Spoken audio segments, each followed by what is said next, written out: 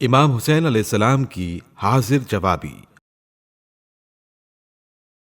ایک مرتبہ امام حسین علیہ السلام عبداللہ ابن عمرو ابن عاص کے مکان کے پاس سے ہو کر نکلے۔ عبداللہ آپ علیہ السلام کو دیکھ کر کھڑا ہو گیا اور خوشامدانہ لہجے میں کہنے لگا۔ آپ کی نسبت حضرت رسول خدا صلی اللہ علیہ وآلہ وسلم نے فرمایا ہے، اگر اس شخص کو دیکھنا چاہتے ہو جسے اہل آسمان سب سے زیادہ محبوب رکھتے ہیں تو اس جانے والے کو دیکھو۔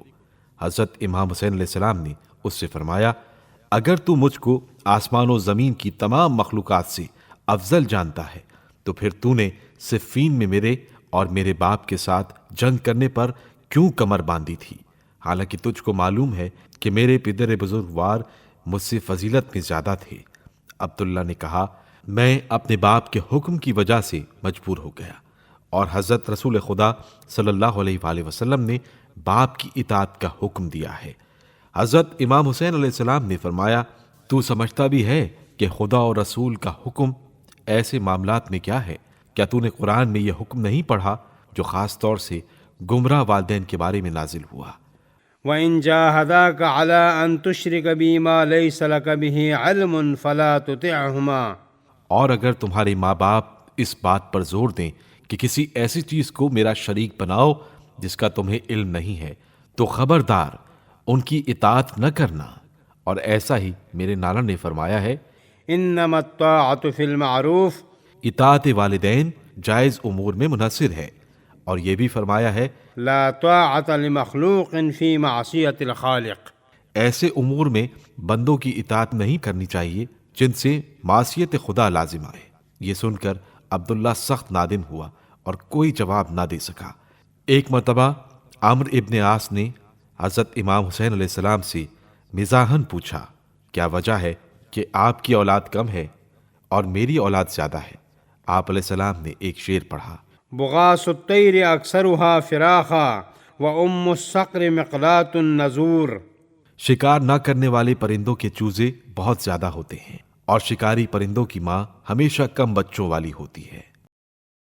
امام حسین علیہ السلام کی عبادت۔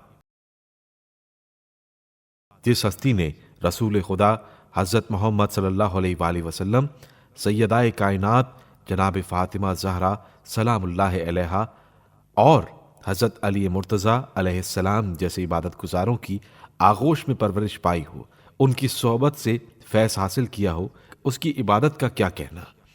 حضرت امام حسین علیہ السلام کو بچپن ہی سے عبادت کا حد درجہ شوق تھا، چنانچہ اکثر رسول خدا صلی اللہ علیہ وآلہ وسلم کے ساتھ نماز میں شریک ہوتے تھے۔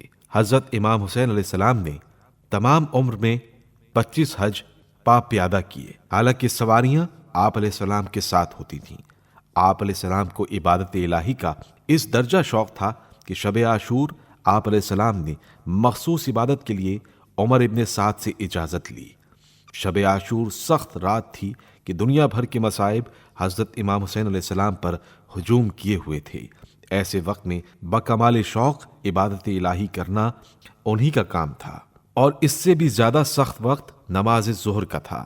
فوج مخالف سے تیروں کی بارش ہو رہی تھی اور حسین علیہ السلام نماز ادا فرما رہے تھے۔ اس سے بھی بڑھ کر نماز عصر کا وقت تھا کہ ایک زخمی مظلوم کو چاروں طرف سے دشمن گھیرے ہوئے وار پر وار کر رہے تھے، اور حسین علیہ السلام ایسے وقت میں نماز عصر اشاروں سے ادا کر رہے تھے۔